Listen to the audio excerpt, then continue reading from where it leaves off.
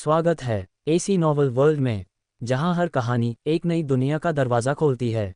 यहाँ मिलेंगे आपको वो किस्से जो दिल को छू जाएं, और वो रहस्य जो दिमाग हिला दें। हर एपिसोड में होगा एक नया रोमांच, एक नई जंग और एक ऐसा सफ़र जो आपको बांध लेगा शुरुआत से अंत तक। तो तैयार हो जाए डूब जाने के लिए कहानियों की उस दुनिया में जहां कल्पना हकीकत बन जाती है। क्लैप अबॉर्ड एसी नॉवल वर्ल्ड। कहानियां नहीं, एहसास हैं। ऋत्विक लौट आया, एक ऐसा नाम जिसे सुनकर आसमान पिघलने लगे। वह जिसकी तलवार ने 9 लोगों के इतिहासनुमा साम्राज्य को झंकृत कर दिया था, अब फिर से मैदान में था। प्रतिभाशाली राक्षस जिनकी ताकत लोगों के किस्सों में दैविक मानी जाती थी, उसके कदमों तले बस्तों की तरह कुचल दी गईं। महापुरुष और शक्ति संपन्न प्राणी उसके सामने कुछ भी नहीं थे। एक हाथ की लहर में 28 की शक्ति धूल सी उड़ गई। ऋत्विक ने कभी ढीली सहमति नहीं दी। यदि कोई उसे आहत न करे तो वह भी नहीं करेगा, पर जो उसे अपमान करेगा उसका वंश और नाम मिटा देगा। शहरों में उसकी चुप्पी का मतलब भय बनकर फैल गया और मैदानों पर उसकी तलवार का सन्नाटा सुनसानियों को आवाज दे गया। लोग सन थे, किसी ने सोचा भी न था कि फिर से ऐसा उष्णकाल लौटेगा, पर ऋत्विक के लौटने से अब न कोई समझौता रहा, न कोई दया।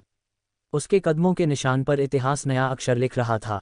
मध्य प्रदेश राज्य के इंदौर शहर में क्षिप्रा नदी के किनारे 3 व्यक्ति आमने सामने खड़े थे। उनमें से 2 व्यक्ति खासे लंबे, करीब 7 फीट के कद वाले थे। उनके शरीर पर मांसपेशियां तनी हुई थीं और उनकी हर हरकत में ताक भरी थी। उन्हें देखते ही स्पष्ट था कि वे कोई साधारण व्यक्ति नहीं, बल्कि प्रशिक्षित योद्धा या सुरक्षाकर्मी थे। इन 2 विशालकाय लोगों के सामने ऋत्विक खड़ा था, जो उनके मुकाबले बेहद कमजोर और पतला दिख रहा था। अर्जुन ने अपने सामने खड़े कमजोर लड़के से तिरस्कार भरी मुस्कान के साथ कहा, अरे छोटे कमीने, इस महीने की तनख्वाह चुपचाप हमारे हवाले कर दे। रोहित ने आगे बढ़कर कहा, तुम्हारे जैसा बिना किसी खास क्षमता वाला एकदम निकम्मा आदमी इस तनख्वाह का हकदार नहीं है। जल्दी से निकाल इसे। बिल्कुल नहीं। कमजोर होने के बावजूद ऋत्विक के चेहरे पर दृढ़ता थी। उसने अपने हाथ में पकड़ी हुई एक जेड की छोटी बोतल को कसकर पकड़ रखा था। इस बोतल के अंदर 3 दूधिया सफेद प्राण शक्ति कैप्सूल चमक रहे थे। इन 3 कैप्सूलों को देखते ही दोनों हटे कट्टे आदमियों की आंखों में लालच की तीखी चमक दिखाई दी। वे कदम दर कदम ऋत्विक की ओर बढ़ने लगे और अब वे उससे बस एक कदम की दूरी पर खड़े थे। ऋत्विक ने गुस्से से चिल्लाकर कहा, अर्जुन, रोहित, तुम दोनों गोयनका निवास के केवल मामूली नौकर हो और इस तरह अपने वरिष्ठ का अनादर करना एक गंभीर अपराध है। इस डांट पर अर्जुन और रोहित पहले तो ठिठके, फिर जोर से हंस पड़े। ऋत्विक, क्या तुम्हें सच में लगता है कि तुम गोयनका निवास के बाहरी प्रबंधन प्रमुख हो? तुम एक निकम्मे, शक्तिहीन इंसान बस अपने मृत दादाजी की बदौलत ये पद संभाल रहे हो क्योंकि उन्होंने कभी गोयनका परिवार पर एक एहसान किया था। अर्जुन जोर से हंसा, अगर तू चुपचाप अपनी मासिक तनख्वाह हमें दे देता है तो हम शायद तेरी थोड़ी बहुत सुन भी लें, लेकिन अगर नहीं देगा तो हमें जबरदस्ती करने के लिए दोष मत देना। क्षिप्रा नदी के इस किनारे पर सन्नाटा था और वे कुछ भी करते, उन्हें कोई देखने वाला नहीं था। वैसे भी अगर कोई देख भी लेता तो गोयनका निवास को नाराज करने की हिम्मत कौन करता? रोहित एक कदम और नजदीक आया और ठंडी, मजाकिया हंसी के साथ कहा, अरे छोटे कमीने, बस वो तीनों अस्थि मजबूती कैप्सूल दे दे, वरना बिना मार खाए तू बच नहीं पाएगा। बिल्कुल नहीं। ऋत्विक की आंखों में निराशा की एक झलक कौंधी, लेकिन जैड की बोतल पर उसकी पकड़ बिल्कुल भी ढीली नहीं हुई। अस्थि मजबूती कैप्सूल उसकी साधना की आखिरी उम्मीद थी, वह उन्हें इन दोनों को कैसे सौंप सकता था? ऋत्विक का जवाब सुनकर अर्जुन और रोहित के चेहरे पर उदासी छा गई और उनके होठों के कोनों पर क्रूरता का भाव झलकने लगा। अगर ऐसा है तो हमें माफ करना कि हम शराफ नहीं दिखा सकते। अर्जुन का चेहरा एक क्रूर मुस्कान में बदल गया और वह तेजी से आगे बढ़ा, ऋत्विक के हाथ में रखी बोतल छीनने के लिए हाथ बढ़ाया। दे इसे। अर्जुन को हमला करते देख ऋत्विक का रंग बदल गया और उसने अपना दाहिना हाथ मुट्ठी में भींचकर अर्जुन की ओर एक भूसा फेंका। पवन मुष्टि। ऋत्विक की मुट्ठी के किनारे पर हल्की नीली रोशनी दिखाई दी, जो आध्यात्मिक ऊर्जा का संकेत था। ऋत्विक के घूंसे पर नीली रोशनी बहुत हल्की थी, जो उसकी आध्यात्मिक ऊर्जा की कमी को दर्शाती थी। ऋत्विक के घूंसे को देखकर अर्जुन का चेहरा मजाक से भरा था। उसने कहा, सच में एक निकम्मा, साधारण पवन मुष्टि जैसी बुनियादी युद्ध कला का भी सही से उपयोग नहीं कर सकता। मैं दिखाता हूं कि असली युद्ध कला क्या होती है। अर्जुन ने अचानक अपनी चाल बदली, उसका शरीर तुरंत हल्का हो गया और उसने ऋत्विक की छाती की ओर एक जोरदार लात मारी। वायु प्रहार। गोयनका निवास के बाहरी परिसर की एक मध्यम स्तर की युद्ध कला। हालांकि अर्जुन इसे पूरी तरह कुशलता से नहीं कर पाया था, फिर भी ऋत्विक के लिए यह एक भयंकर आफत की तरह थी।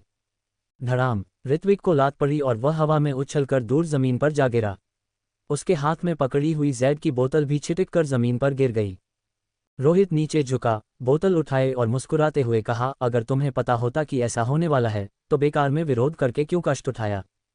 प्रबंधक ऋत्विक, याद रखना कि अगले महीने से हमें अपनी तनख्वाह सीधे दे देना ताकि तुम्हें आगे किसी शारीरिक कष्ट से न गुजरना पड़े।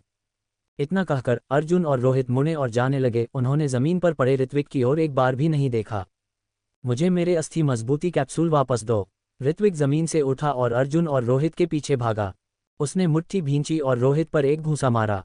यह अचानक किया गया वार अर्जुन और रोहित के लिए अप्रत्याशित था और जब तक रोहित पलटा तब तक वह घूंसा उसके चेहरे पर लग चुका था।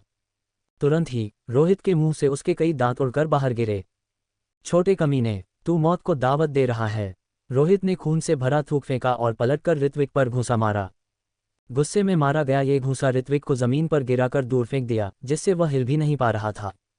अर्जुन ने ऋत्विक को जमीन पर पड़ा देखकर माथे पर शिकन डाली और कहा, रोहित, इस लड़के ने अभी अस्थि मजबूती की अवस्था भी हासिल नहीं की है।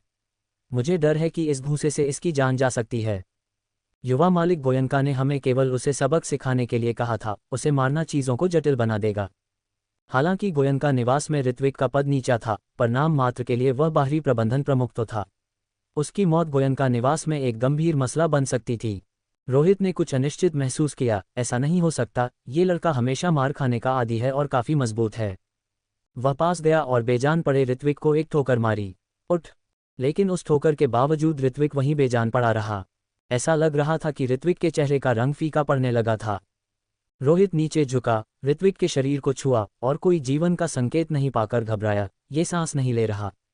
अब क्या करें? रोहित ने घबराकर पूछा। ऋत्विक की हैसियत को देखते हुए अगर यह बात बाहर आई कि वे दोनों उसकी मौत के जिम्मेदार हैं तो अर्जुन और रोहित दोनों मौत से नहीं बच पाएंगे। अर्जुन ने सुझाव दिया, इसे यहीं दफना दो। क्षिप्रा नदी के किनारे 1 मील तक कोई घर नहीं है। जब तक कोई देख नहीं रहा है हम इसे दफना सकते हैं और कह सकते हैं कि लड़का कहीं गायब हो गया है। कई लोग इस छोटे कमीने को मरा हुआ देखना चाहते थे। जब तक ये बात बाहर नहीं आती तब तक कोई इसकी जांच शायद ही करेगा। ठीक है, यही करते हैं। रोहित ने सिर हिलाया और जैसे ही वे ऋत्विक के शरीर को उठाने के लिए नजदीक पहुंचे, अचानक आकाश से एक सफ़ेद रोशनी कौंधी और नीचे उतर आई। ये सफ़ेद रोशनी एक मानव आकार में बदल गई। अर्जुन और रोहित सफ़ेद रोशनी को देखकर चीख पड़े। उन्होंने ऋत्विक के शरीर को गिरा दिया और तेजी से भाग गए। कहीं यह उस लड़के का भूत तो नहीं? भागो, वह हमारी जान लेने आया है। डर के मारे दोनों के चेहरे पीले पड़ गए और वे जल्दी जल्दी भाग निकले। हालांकि उन्होंने यह नहीं देखा कि वह सफ़ेद रोशनी ऋत्विक के शरीर में प्रवेश कर गई थी। इसके तुरंत बाद ऋत्विक का पहले का पीला चेहरा फिर से रंगत पकड़ने लगा। ऋत्विक की चेतना धीरे धीरे जागी। यह क्या हो रहा है? क्या मैं मरा नहीं? ऋत्विक ने जोर से आंखें खोलीं और उठ बैठा, मगर शरीर में हुए दर्द से उसकी पेशानी पर बल पड़ गए। मैं कहाँ हूँ? क्या मैंने देव विनाश चोटी से छलांग नहीं लगाई थी? मैं जिंदा कैसे हो सकता हूँ? ऋत्विक की आंखों में गहरा विस्मय था। उसने अपने आसपास देखा, जो जगह उसके लिए पूरी तरह से अनजान थी। ऋत्विक, क्षिप्रा नदी का किनारा, गोयनका निवास। अचानक ऋत्विक को भ्रम हुआ। फिर जैसे ही उसने अपने चारों ओर देखा, उसकी निगाहें बदलने लगीं। तो मैं पार्थ 10,000 साल से मर चुका हूँ। ऋत्विक ने अपना सिर उठाया और चारों ओर देखा। उसकी आंखें उदासी से भरी थीं। पार्थ 10,000 साल पहले अगर इस नाम का उल्लेख किया जाता तो विजयी युद्ध क्षेत्र, यहाँ तक कि पूरे महाद्वीप में हर कोई इसे पहचानता था। तलवार कला, स्वॉर्ड डाउ, यह विजयी युद्ध क्षेत्र, यहाँ तक कि पूरे महाद्वीप की सबसे महत्वपूर्ण युद्ध कला थी। अगर कोई पूछता कि तलवार कला का सबसे बड़ा अभ्यासकर्ता कौन था, तो एक बच्चा भी कह देता तलवार कला के गुरु। वह परम सीमा तलवार कला में प्रथम व्यक्ति थे। लेकिन अगर कोई पूछता कि तलवार के भाव, स्वॉर्ड इंटेंट में सबसे आगे कौन था, तो 10,000 साल पहले वह एक और नाम था, पार्थ। पुराने समय का पार्थ कभी तलवार कला का सबसे बड़ा अभ्यासकर्ता था, तलवार कला के गुरु का सबसे छोटा शिष्य। तलवार कला के गुरु ने भी कभी इस पार्थ के लिए कहा था कि तलवार के भाव और तलवार कला की समझ के मामले में पार्थ ने अपने गुरु, तलवार कला के गुरु, को भी पीछे छोड़ दिया था। हालांकि ये बयान उतनी प्रशंसा नहीं थी जितनी कि एक गहरी सांस। क्योंकि पार्थ के पास अतुलनीय तलवार का भाव था, लेकिन उसमें एक घातक कमी थी। वह अपने पूरे जीवन में आध्यात्मिक शक्ति, स्पिरिचुअल पावर की खेती नहीं कर सकता था। आध्यात्मिक शक्ति, यह मानव शरीर की आध्यात्मिक नस, स्पिरिट वेन के भीतर संचित और संघनित होने वाली शक्ति है। आध्यात्मिक नस के बिना आध्यात्मिक शक्ति की खेती करना असंभव था, जमा करना तो दूर की बात थी। महान तलवार के भाव के साथ, लेकिन आध्यात्मिक शक्ति के बिना, वह लगभग एक अपाहिज जैसा था, कोई अंतर नहीं था। बाद में 7 महान संप्रदायों ने तलवार कला के गुरु के पास मौजूद अनगिनत तलवार तकनीकों की तलाश में संयुक्त सेना के साथ उन्हें घेर लिया और मार डाला। इन 7 संप्रदायों के शक्तिशाली अभ्यासकर्ताओं ने तलवार कला के गुरु के शिष्यों का शिकार करना शुरू कर दिया। पार्थ के कई साथी शिष्य इन 7 महान संप्रदायों के अभ्यासकर्ताओं के हाथों मारे गए। अंत में पार्थ को भी 7 महान संप्रदायों के अभ्यासकर्ताओं ने देव विनाश चोटी पर खोज लिया। तलवार की तकनीकों को 7 महान संप्रदायों के अभ्यासकर्ताओं के हाथों में जाने देने के बजाय पार्थ ने खुद को नष्ट करने का फैसला किया और देव विनाश चोटी के नीचे की खाई में छलांग लगा दी। स्वर्गीय तलवार संप्रदाय, प्राचीन बंज संप्रदाय, पवित्र राजा संप्रदाय, खगोलीय ध्रुव हॉल, नौदानव नगर, गैयुकंठ, औषधि राजा घाटी, ये 7 महान संप्रदाय मैं पार्थ अपने गुरु और साथी शिष्यों का बदला लेने के लिए निश्चित रूप से एक एक करके चढ़ाई करूंगा। ऋत्विक, ये पार्थ की क्रोध में दहाड़ थी। चूंकि स्वर्ग ने इस बार पार्थ को दूसरा जीवन दिया था, वह अतीत के गहरे खून के बदले के लिए 7 महान संप्रदायों से बदला लेने पर आमादा था। हालांकि अब 10,000 साल बीत चुके हैं, पार्थ का नाम बहुत पहले ही गायब हो चुका है और उसके वर्तमान शरीर का नाम ऋत्विक है। उस ऋत्विक के साथ वास्तव में बहुत बुरा हुआ, उसे 2 सेवकों ने पीट पीट कर मार डाला। जागने के बाद इस शरीर की यादें भी पार्थ के मन में भर गईं और वह पहले से ही समझ चुका था कि अभी अभी क्या हुआ था। अब से पार्थ मर चुका है और केवल ऋत्विक ही है। ऋत्विक की आंखों में दृढ़ संकल्प की एक झलक दिखाई दी। पार्थ 10,000 साल पहले देव विनाश चोटी के नीचे मर चुका था और अब केवल ऋत्विक था जो 7 प्रमुख संप्रदायों से बदला लेना चाहता था। ये शरीर, ऋत्विक की आंखें तेजी से गंभीर हो गईं क्योंकि उसने इस शरीर की जांच की और उसके बाएं हाथ से एक अचानक अजीब सी अनुभूति ने उसके चेहरे पर एक बड़ी खुशी ला दी। ये आध्यात्मिक शक्ति है। ऋत्विक के बाएं हाथ पर एक अगोचर हरा कण था। इस हरे कण के भीतर आध्यात्मिक शक्ति बहुत कम थी, लेकिन ऋत्विक के लिए यह पहली बार था जब उसने आध्यात्मिक शक्ति महसूस की थी। पूर्व पार्थ का शरीर नवचरम 9 एक्सट्रीम्स के नाम से जाना जाता था, जिसमें कोई आध्यात्मिक नस नहीं थी और उसके गुरु, तलवार कला के गुरु द्वारा खोजी गई अनगिनत आध्यात्मिक दवाइयां भी पार्थ के लिए किसी काम की नहीं थीं। लेकिन अब, हालांकि इस शरीर में भी आध्यात्मिक शक्ति बहुत कम थी, ऋत्विक के लिए यह पहले से ही आशा थी। जब तक ये नवचरम का शरीर नहीं था, उसे विश्वास था कि वह इस शरीर को दुनिया के सबसे उत्तम शरीर में बदल सकता है। ऋत्विक पालथी मारकर बैठ गया और धीरे धीरे अपने शरीर के अंदर की विरल आध्यात्मिक शक्ति की खेती शुरू कर दी। धीरे धीरे ऋत्विक के दिमाग में एक सुनहरी प्राचीन पुस्तक दिखाई दी और इस सुनहरी पुस्तक के कवर पर 5 चमकते सुनहरे अक्षर उभरे। अस्थि भंग पुनर्जनन तकनीक, 10,000 साल पहले युद्ध राष्ट्र में नंबर 1 खेती तकनीक। सभी युद्ध कलाकारों के लिए आध्यात्मिक नसें महत्वपूर्ण हैं। एक व्यक्ति की आध्यात्मिक नसें उसकी प्रतिभा और उसकी भविष्य की उपलब्धियों का प्रतिनिधित्व करती हैं। आध्यात्मिक नसें जन्म के समय निर्धारित होती हैं, जैसे ऋत्विक जो केवल 1.5 आध्यात्मिक नस वाला युद्ध कलाकार था। उसके शरीर में एक भी आध्यात्मिक नस खुली नहीं थी, जिससे उसकी खेती सामान्य युद्ध कलाकारों की तुलना में कई गुना, यहाँ तक कि 10 गुना धीमी हो जाती थी। जन्म के समय एक आध्यात्मिक नस का होना युद्ध कलाओं की खेती के लिए पर्याप्त है, लेकिन उपलब्धियां सीमित हैं।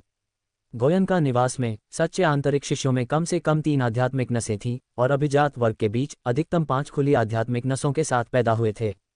गोयनका निवास के प्रथम व्यक्ति, युवा मालिक, स्वाभाविक रूप से अपनी सभी 7 आध्यात्मिक नसों को खोले हुए थे, जो उन्हें एक सदी में गोयनका निवास की सबसे बड़ी प्रतिभा और पूरे युद्ध राष्ट्र में एक प्रसिद्ध प्रतिभा बनाते थे। हालांकि आध्यात्मिक नसें प्राकृतिक होती हैं, लेकिन उन्हें खोलने के अन्य तरीके भी हैं। कुछ स्वर्गीय खजाने और शक्तिशाली व्यक्तियों की सहायता आध्यात्मिक नसों को खोलने में मदद कर सकती है। और यह अस्थि भंग पुनर्जनन तकनीक, जिसे उस समय की नंबर 1 तकनीक के रूप में सराहा गया था, ठीक इसलिए थी क्योंकि इसमें आध्यात्मिक नसों को खोलने का प्रभाव था।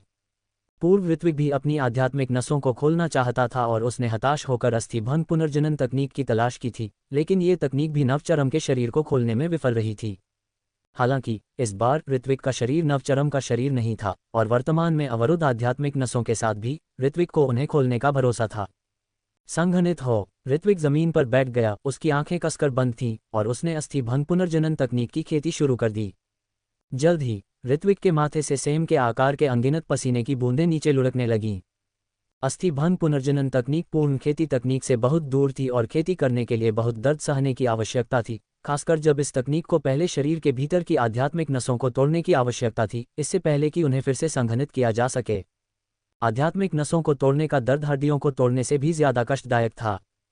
फिर भी ऋत्विक के लिए यह खेती करने का उसका पहला मौका था और वह इस छोटे से दर्द से डरने के लिए अपने दिल में बहुत ज्यादा खुश था।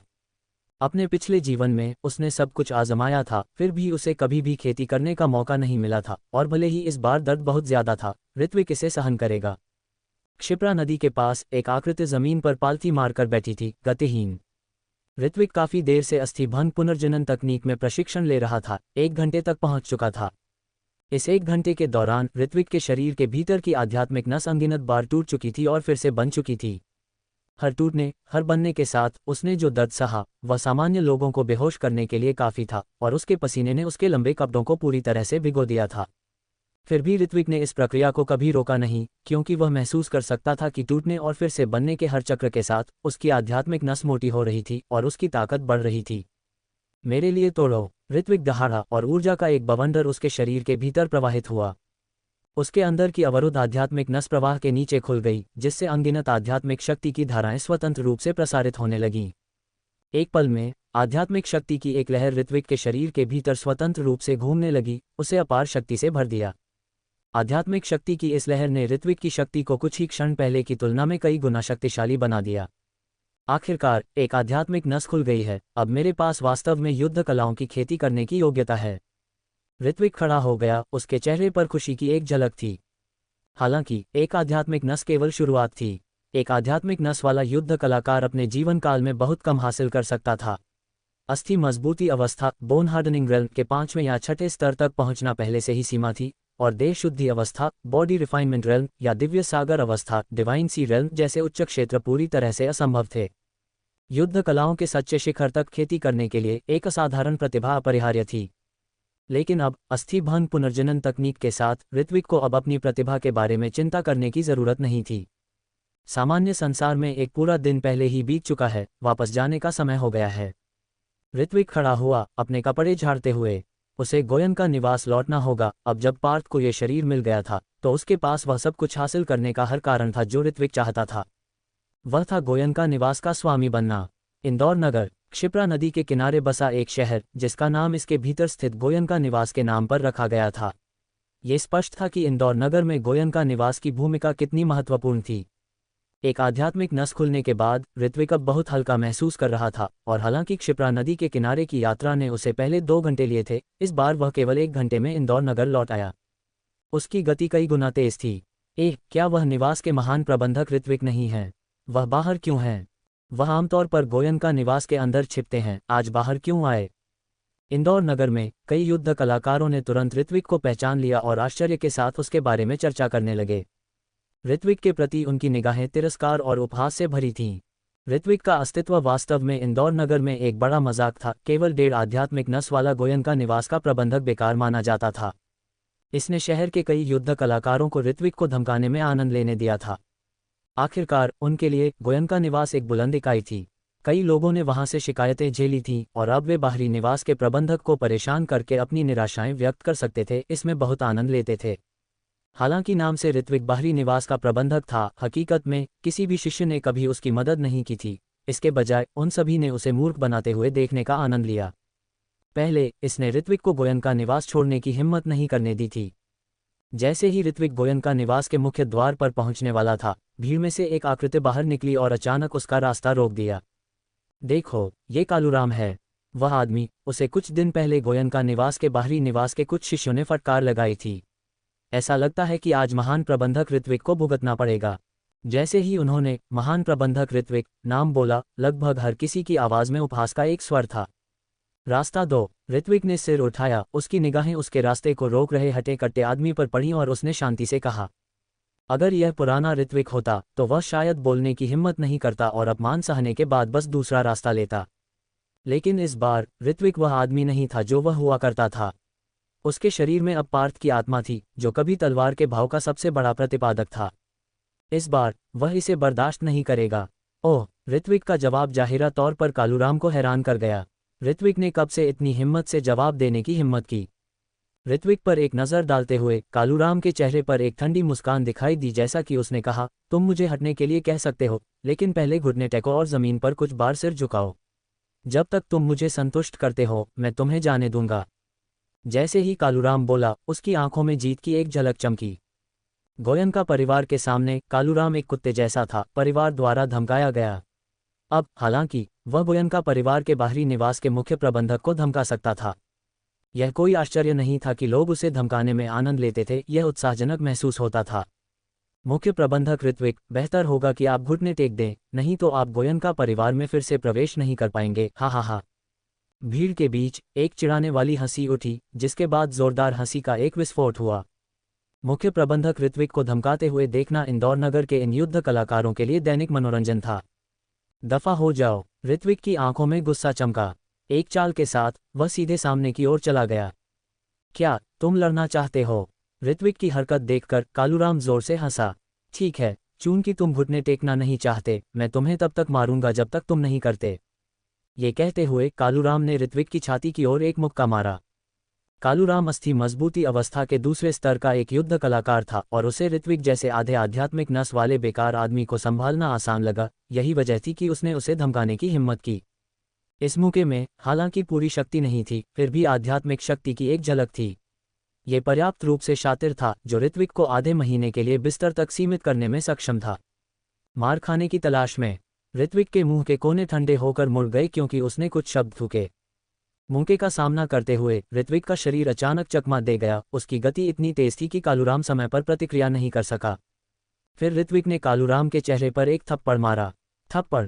एक करारी आवाज ने मौजूद सभी युद्ध कलाकारों को चौंका दिया। वह दृश्य जिसकी उन्होंने कल्पना की थी, जहां ऋत्विक कालूराम द्वारा आसानी से पराजित हो जाएगा, नहीं हुआ। इसके बजाय ऋत्विक ने कालूराम के चेहरे पर थप्पड़ मारा था। हालांकि थप्पड़ में ज्यादा आध्यात्मिक शक्ति नहीं थी, ये कालूराम के चेहरे को दिनों तक सूजा हुआ छोड़ने के लिए पर्याप्त था। तुम वापस लड़ने की हिम्मत करते हो? कालूराम शर्मिंदा और गुस्से में दोनों था। ऋत्विक, जिसे इंदौर नगर में बेकार के रूप में जाना जाता था, ने अभी अभी अस्थि मजबूती अवस्था के दूसरे स्तर के एक युद्ध कलाकार के चेहरे पर थप्पड़ मारा था। अगर इसकी खबर बाहर निकल गई तो कालूराम इंदौर नगर में रहना जारी नहीं रख पाएगा। भंग मुष्टि। कालूराम के मुंह पर आध्यात्मिक शक्ति संघनित हुई और उसने इसे हिंसक रूप से ऋत्विक की ओर फोड़ दिया। युद्ध तकनीकें, शक्तियां केवल आध्यात्मिक शक्ति वाले लोगों के लिए सुलभ थीं, जिनमें एक नियमित युद्ध कलाकार के 10 मुक्कों से कहीं ज्यादा ताकत थी। गुस्से से अंधा होकर कालूराम आज ऋत्विक को कीमत चुकाने का संकल्प लिया। हालांकि इस बार ऋत्विक पहले से ही तैयार था और उसने कालूराम के मुक्के को एक बार फिर चकमा दे दिया। फिर एक तेज चाल के साथ ऋत्विक ने कालूराम के घुटने की ओर लात मारी। तुरंत एक करारी टूटने की आवाज गूंजी। कालूराम का घुटना टूट गया और वह जमीन पर घुटनों के बल गिर पड़ा। क्या ऐसा हो सकता है कि ऋत्विक की आध्यात्मिक नस साफ हो गई हो? यह दृश्य मौजूद किसी भी युद्ध कलाकार की कल्पना से परे था। ऋत्विक, जिसे हमेशा एक बेकार माना जाता था, ने आज कालूराम को हरा दिया था। यहां तक कि गोयनका परिवार के कुछ शिष्यों ने भी इस दृश्य पर अविश्वास में अपनी आंखें मलीं। ऋत्विक ने कब इतनी शक्ति प्राप्त की थी? जब तक वे समझ पाए कि क्या हुआ था, ऋत्विक पहले ही गोयनका परिवार के निवास पर लौट चुका था। आउच, ऐसा लगता है कि इस शरीर के साथ भ्रमगति तकनीक का उपयोग करना अभी भी थोड़ा जबरदस्ती है। कमरे में ऋत्विक बिस्तर पर लेटा हुआ था, अपने पैरों में लगभग सुन्न करने वाला दर्द महसूस कर रहा था। उन्हें दबाते हुए उसने खुद से बात की। ऋत्विक का वर्तमान क्षेत्र केवल पहली आध्यात्मिक नस को तोड़कर अस्थि मजबूती अवस्था के पहले स्तर में कदम रखना था। ताकत के मामले में कालूराम अभी भी ऋत्विक से आगे निकल गया था। ऋत्विक ने शक्ति के एक और प्रकार का उपयोग करके उसे हराने में कामयाबी हासिल की थी। गति तकनीक। इस तरह की गति तकनीकें इंदौर राज्य में अत्यंत दुर्लभ थीं और पूरे गोयनका निवास में हल्के शरीर की तकनीक का केवल एक मैनुअल था, एक निम्न ग्रेड पीले स्तर की गति तकनीक। यहां तक कि हल्के शरीर की तकनीक की यह एक प्रति भी गोयनका निवास के भीतर एक कीमती संपत्ति मानी जाती थी, जिसे प्रतिभाशाली शिष्यों के अलावा किसी और द्वारा खेती नहीं किया जाना था। फिर भी ऋत्विक, जिसने अपने पिछले जीवन में इसकी खेती नहीं कर पाने के बावजूद तलवार कला के गुरु की अनगिनत किताबें पढ़ी थीं। गति तकनीक जिसका उसने अभी अभी इस्तेमाल किया था, वह एक थी जिसे उसने अतीत में सीखा था, एक निम्न ग्रेड गहरे स्तर की तकनीक जिसे भ्रमगति तकनीक कहा जाता था। चाहे वह युद्ध कला हो, औषधीय गोलियां हों, गति तकनीकें हों या जादुई तकनीकें हों, उन्हें सभी को इंदौर राज्य में 4 स्तरों में वर्गीकृत किया गया था: स्वर्ग, पृथ्वी, गहरा और पीला। प्रत्येक को आगे सर्वोच्च, श्रेष्ठ, मध्यवर्ती और निम्न ग्रेड में विभाजित किया गया था। हालांकि सामान्य तौर पर यहां तक कि एक निम्न पीले स्तर भी कुछ ऐसा था जिसका अधिकांश युद्ध कलाकार सपना देखते थे, और पूरे गोयनका निवास में एकमात्र युद्ध कला अभ्यास एक मध्य गहरे स्तर की तकनीक थी जिसे निवास का खजाना माना जाता था। अपने पिछले जीवन में ऋत्विक ने अनगिनत युद्ध कलाओं, गति तकनीकों और जादुई तकनीकों को देखा था। उसकी एक उल्लेखनीय स्मृति थी जो पढ़ी गई किसी भी चीज़ को कभी नहीं भूलने में सक्षम थी। हालांकि उस समय ऋत्विक के शरीर में कोई आध्यात्मिक शक्ति नहीं थी और वह केवल रूप से निष्क्रिय रूप से देख रहा था। इस बार पुनर्जन्म लेकर ऋत्विक को आखिरकार उन्हें उपयोग में लाने का मौका मिला। हालांकि मैंने कालूराम को हराने के लिए ब्रह्म गति तकनीक पर भरोसा किया, यह एक महंगी जीत थी। ऋत्विक ने अपने पैरों को देखा जहां खरोंच दिखाई दे रहे थे, जो ब्रह्म गति तकनीक को सक्रिय करने के लिए तनाव देने के परिणाम थे। चाहे युद्ध कला हो, गति तकनीक हो या जादुई तकनीक हो, एक मजबूत शरीर जरूरी था। शारीरिक शक्ति के बिना जबरदस्ती सक्रियण से कुछ नुकसान होगा। हालांकि ब्रह्मगति तकनीक शारीरिक शक्ति पर बहुत ज्यादा निर्भर नहीं करती थी। ऋत्विक का शरीर बहुत कमजोर था और उसने अपने जबरदस्ती सक्रियण के लिए एक निश्चित कीमत चुकाई थी। जब तक मैं अस्थि मजबूती अवस्था के तीसरे स्तर में कदम रखता हूं, तब तक ब्रह्मगति तकनीक को फिर से सक्रिय करने से कोई नुकसान नहीं होगा, और फिर यहां तक कि अस्थि मजबूती अवस्था के 5वें स्तर के युद्ध कलाकार का सामना करने पर भी मैं उन्हें हराने में सक्षम हो जाऊंगा। खुद से बड़बड़ाते हुए ऋत्विक ने कमरे की तलाश शुरू कर दी। जल्द ही कमरे में एक अलमारी में ऋत्विक को कई जैड की बोतलें मिलीं। इनमें से प्रत्येक जैड की बोतल प्राण शक्ति कैप्सूलों से भरी हुई थी। अंदर के प्राण शक्ति कैप्सूल प्रत्येक एक लोंगान जितने बड़े थे, हल्के नीले रंग के थे और बोतल खोलने पर एक ताज़ा आध्यात्मिक शक्ति की सुगंध नाक में आई। 35 अस्थि मजबूती कैप्सूल। यह अस्थि मजबूती कैप्सूल गोयनका परिवार के बाहरी निवास के भीतर अस्थि मजबूती अवस्था में युद्ध कलाकारों द्वारा खेती के लिए उपयोग किए जाने वाले सबसे बुनियादी औषधीय गोलियां थे, जो अस्थि मजबूती अवस्था के 5वें स्तर से नीचे के युद्ध कलाकारों के लिए प्रभावी थे। ऋत्विक ने 1 साल से ज्यादा समय में इन 35 अस्थि मजबूती कैप्सूलों को जमा किया था। हालांकि नाम से बाहरी निवास का मुख्य प्रबंधक कहा जाता था, हकीकत में ऋत्विक के वेतन का अधिकांश हिस्सा बाहरी निवास के लोगों द्वारा काट लिया जाता था, जिससे उसे 10वें हिस्से से भी कम मिलता था। 35 अस्थि मजबूती कैप्सूल वह सीमा थी जिससे ऋत्विक बचाने में कामयाब रहा था, और उसने अस्थि मजबूती अवस्था में कदम रखने के बाद उन्हें परिष्कृत करने की योजना बनाई थी। लेकिन उसे आश्चर्य हुआ कि ऋत्विक ने अभी तक अस्थि मजबूती अवस्था में कदम नहीं रखा था और पहले ही मारा जा चुका था।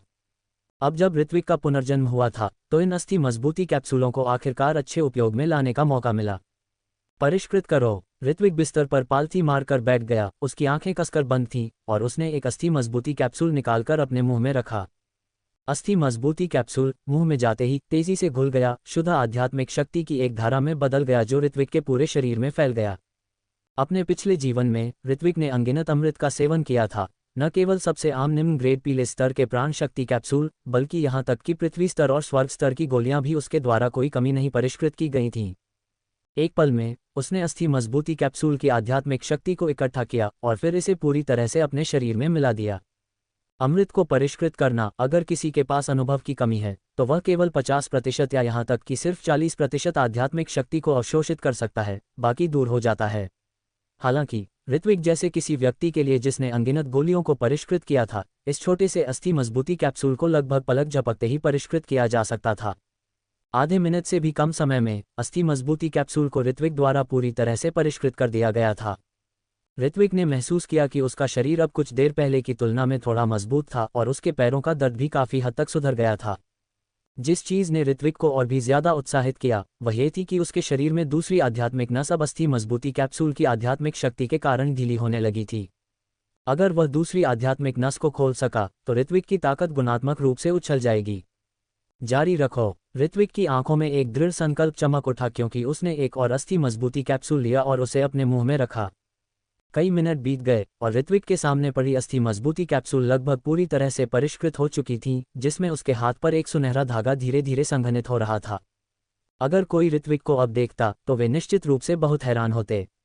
ऋत्विक अपनी आध्यात्मिक नसों को खोलने की कगार पर लग रहा था।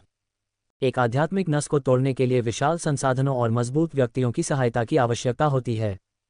गोयनका परिवार के वर्तमान शीर्ष प्रतिभा गोयनका निवास का प्रमुख शिष्य को ही लें, जो 5 आध्यात्मिक नसों के साथ पैदा हुआ था। बाद में अपनी योग्यता को और बढ़ाने के लिए गोयनका परिवार ने 2 पृथ्वी स्तर के प्राण शक्ति कैप्सूल, शीत आत्मा गोलियां खरीदने के लिए एक भाग्य खर्च किया। उन्होंने वायु सवारी अवस्था वाइंड राइडिंग रेल्म में 2 युद्ध कलाकारों को संयुक्त रूप से शीतात्मा को उत्तेजित करने के लिए आमंत्रित करने में भी कोई खर्च नहीं छोड़ा। अंत में गोयनका निवास का प्रमुख शिष्य के लिए 2 आध्यात्मिक नसें खोलीं, जिससे सभी साथ सामने आईं। हालांकि इसकी लागत इतनी ज्यादा थी कि गोयनका निवास को 1 सदी तक चुभन महसूस होगी और वे अब की किसी वजह से संसाधनों का संरक्षण कर रहे थे।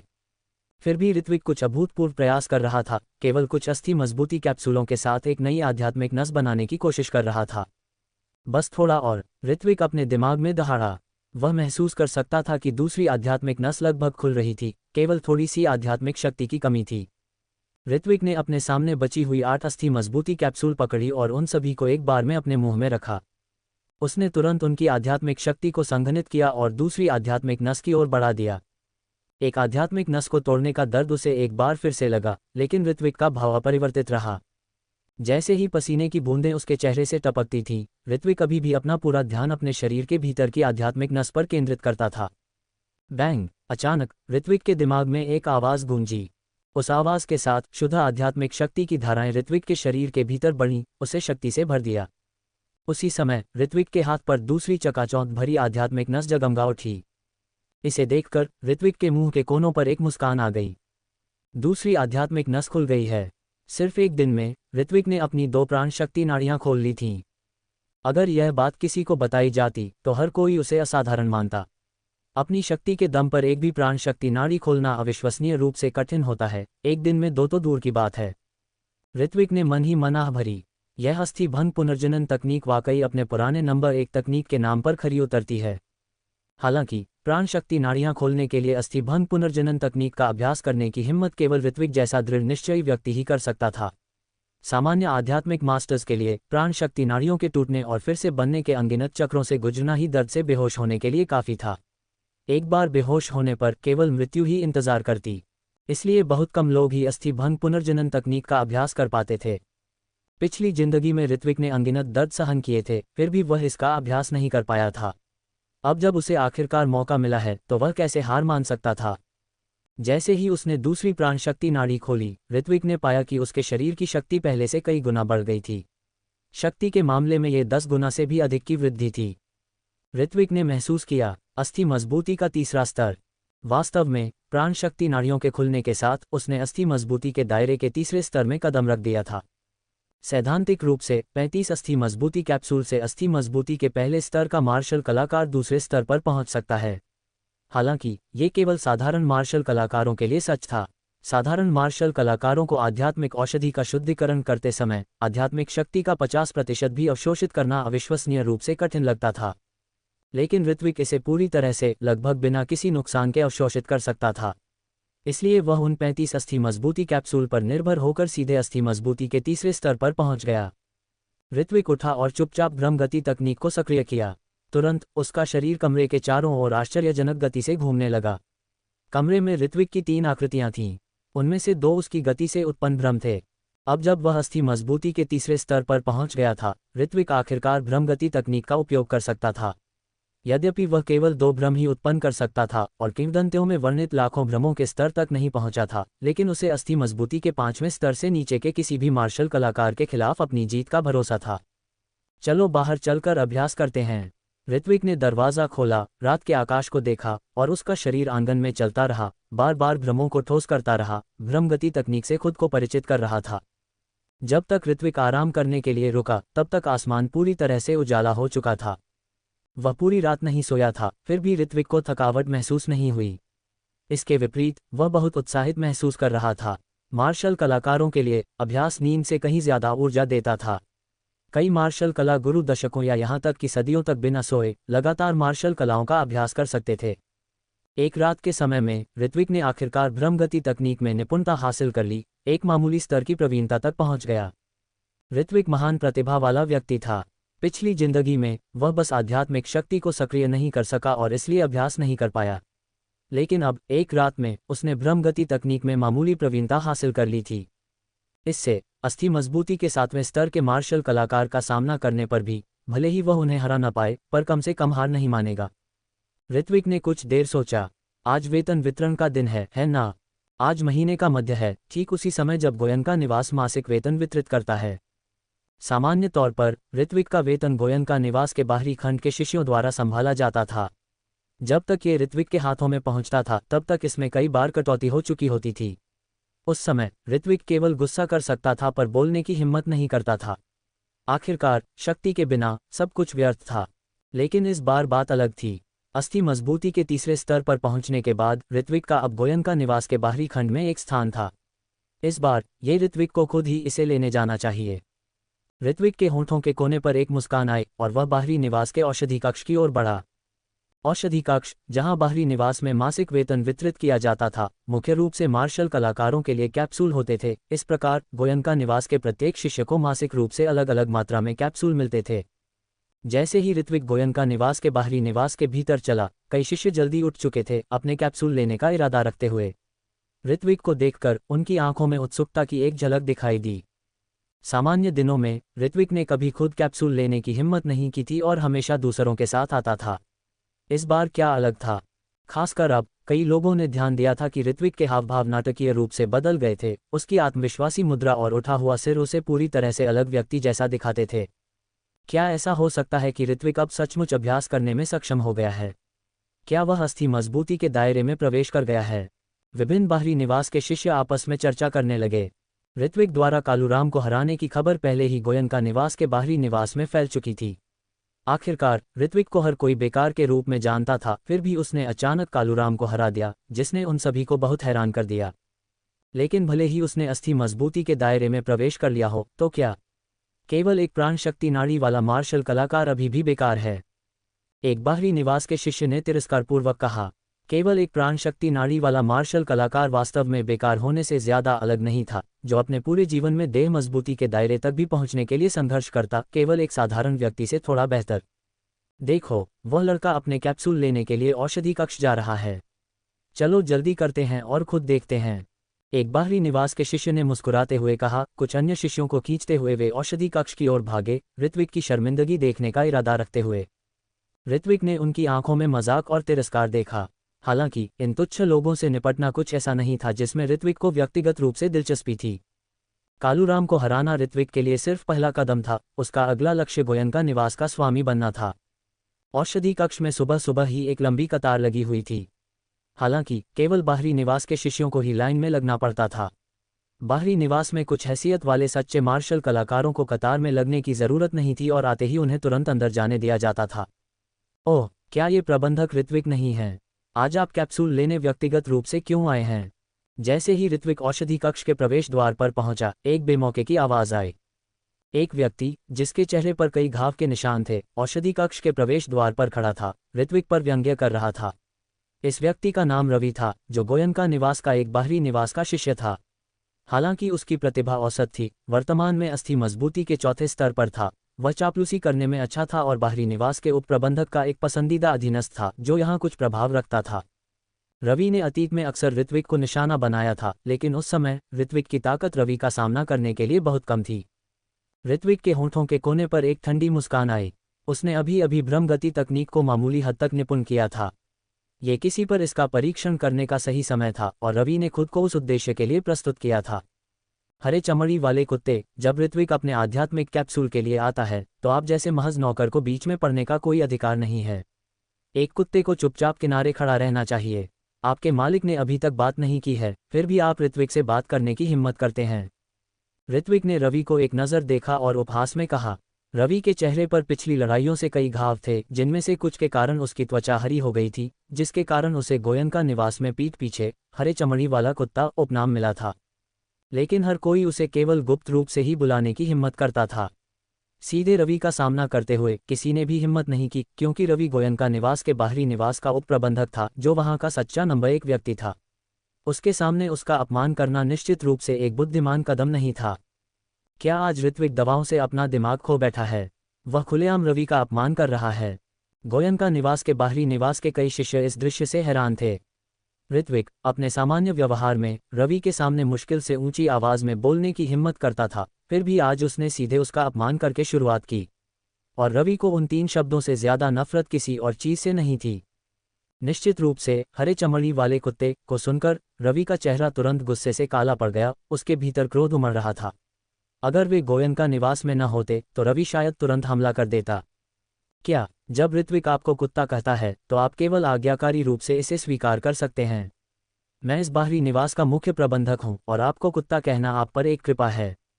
ऋत्विक ने रवि के गुस्से से तिलमिलाते चेहरे को देखते हुए लगातार ताना मारा। फिर वह आत्मविश्वास से आगे बढ़ा, सीधे रवि की ओर चल पड़ा। पहले ही रास्ते से हट जाओ, तुम औषधि कक्ष में कदम रखने के लायक नहीं हो। उसका दृष्टिकोण स्पष्ट रूप से रवि को एक तरफ हटने के लिए मजबूर करने का इरादा था। ऋत्विक, क्या तुम सच में सोचते हो कि तुम गोयनका निवास के बाहरी निवास के मुख्य प्रबंधक हो? तुम मुझसे रास्ता देने की उम्मीद करते हो? रवि ने ऋत्विक को देखा, क्रोधित और निराश दोनों।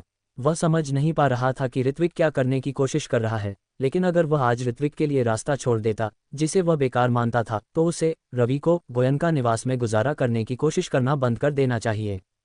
आज मैं यहीं खड़ा रहूंगा। चलो देखते हैं कि मुझसे रास्ता हटवाने की तुम में क्या क्षमता है। रवि तिरस्कार भरी हंसी के साथ ऋत्विक के सामने खड़ा हो गया। जबकि वह गोयनका निवास के अंदर ऋत्विक के खिलाफ लड़ाई शुरू नहीं कर सकता था, अपनी अस्थि मजबूती के चौथे स्तर के साथ अपनी जमीन पर खड़े होकर वह ये देखने के लिए उत्सुक था कि ऋत्विक क्या कर सकता है। क्या तुम यही कह रहे हो? क्या तुम पिटाई मांग रहे हो? ऋत्विक की आंखें सिकुड़ गईं क्योंकि वह अचानक आगे बढ़ा, पलक झपकते ही रवि के सामने पहुंच गया। क्या गति इतनी तेज थी कि रवि भी समय पर प्रतिक्रिया नहीं कर सका? ऋत्विक के हाथ ने पहले ही रवि के कपड़े पकड़ लिए थे और जबरदस्त बल के साथ उसने रवि को औषधि कक्ष से बाहर फेंक दिया, उसे फर्श पर जोर से पटक दिया, प्रक्रिया में कई पत्थर की टाइलें तोड़ दीं। अशिष्टता। गोयनका निवास के बाहरी निवास के मुख्य प्रबंधक के रूप में मुझे गोयनका निवास की ओर से इस नौकर को दंडित करना चाहिए, ऋत्विक ने रवि को देखने के बाद ठंडे स्वर में टिप्पणी की।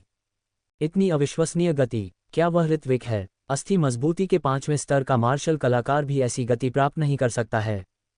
और देखो, ऋत्विक की ताकत, रवि को कम से कम अस्थि मजबूती के 3रे स्तर की शक्ति के साथ पकड़कर फेंकने में सक्षम होना। ऋत्विक के पास ऐसी शक्ति कब से है? क्या ऐसा हो सकता है कि ऋत्विक की वास्तविक ताकत हमेशा छिपी हुई थी और अब उसने आखिरकार इसे उजागर कर दिया है? गोयनका निवास के बाहरी निवास के कई शिष्यों ने अविश्वास में दृश्य देखा, ये समझने में असमर्थ थे कि ऋत्विक कब इतना भयानक रूप से शक्तिशाली हो गया था। पहले, ऋत्विक द्वारा कालूराम को हराने की अफवाहों को संदेह के साथ मिला था, क्योंकि कालूराम की ताकत ऐसी थी कि गोयनका निवास से कोई भी बेतरतीब ढंग से चुना गया शिष्य उसे आसानी से हरा सकता था। ऋत्विक द्वारा कालूराम को हराना अभी भी कारण के भीतर था, लेकिन रवि गोयनका निवास के बाहरी निवास का एक सच्चा शिष्य था, ताकत में मध्यम स्थान पर था। लड़ने का मौका दिए बिना भी रवि को ऋत्विक द्वारा औषधि कक्ष से बाहर फेंक दिया गया था, एक विचार जिसे अकल्पनीय माना जाता था। धिक्कार है, ऋत्विक, क्या तुम मुझ पर अचानक हमला करने के बजाय एक वास्तविक लड़ाई में मुझसे मुकाबला करने की हिम्मत करते हो? रवि जमीन से उठा, एक मार्शल कलाकार के रूप में गिरने से उसे चोट नहीं लगी थी, लेकिन धूल और मिट्टी ने उसे बेहद अस्त व्यस्त दिखाया। इतने सारे गोयनका निवास के शिष्यों के सामने ऋत्विक द्वारा औषधि कक्ष से बाहर फेंक दिया जाना रवि के लिए एक पूर्ण अपमान था। ओह, ऐसा लगता है कि मैंने तुम्हें जो सबक दिया वह काफी कठोर नहीं था। ऋत्विक की नज़र रवि पर पड़ी, उसकी आंखों में हत्यारे इरादे की एक झलक दिखाई दी। ये रवि गोयनका जागीर द्वारा ऋत्विक से निपटने के लिए विशेष रूप से पाला गया एक चाटुकार था। आज ऋत्विक इस चाटुकार को अपाहिज करने वाला था, जिससे गोयनका जागीर के उन लोगों को यह एहसास हो जाए कि ऋत्विक अब अतीत का ऋत्विक नहीं रहा। गोयनका जागीर में जो अपने अधिकारियों की अवहेलना करते हैं मर जाते हैं, ऋत्विक ने ठंडे स्वर में इन शब्दों को कहा। ऋत्विक का शरीर एक बार फिर हिल गया, 10 मीटर की दूरी लगभग तुरंत बंद हो गई, जिससे वह रवि के ठीक सामने आ गया। इस बार रवि तैयार था। ऋत्विक की गति का अनुमान लगाते हुए जिस क्षण ऋत्विक ने अपना कदम उठाया, रवि पहले ही उसकी ओर मुक्का फेंक रहा था। गोयनका परिवार की पीठ श्रेणी मध्यम स्तरीय युद्ध कला, गोयनका प्रभुत्व मुष्टि। इस रवि ने बाहरी संपत्ति के उपप्रबंधक का अनुसरण करते हुए कई लाभ प्राप्त किए थे। ये पीठ श्रेणी मध्यम स्तरीय युद्ध कला केवल उन मार्शल कलाकारों द्वारा अभ्यास की जानी थी जो कम से कम अस्थि मजबूती के 5वें स्तर पर थे। अब अस्थि मजबूती के 4थे स्तर पर रवि ने पहले ही इसमें महारत हासिल कर ली थी, स्पष्ट रूप से उपप्रबंधक के प्रभाव के बिना नहीं।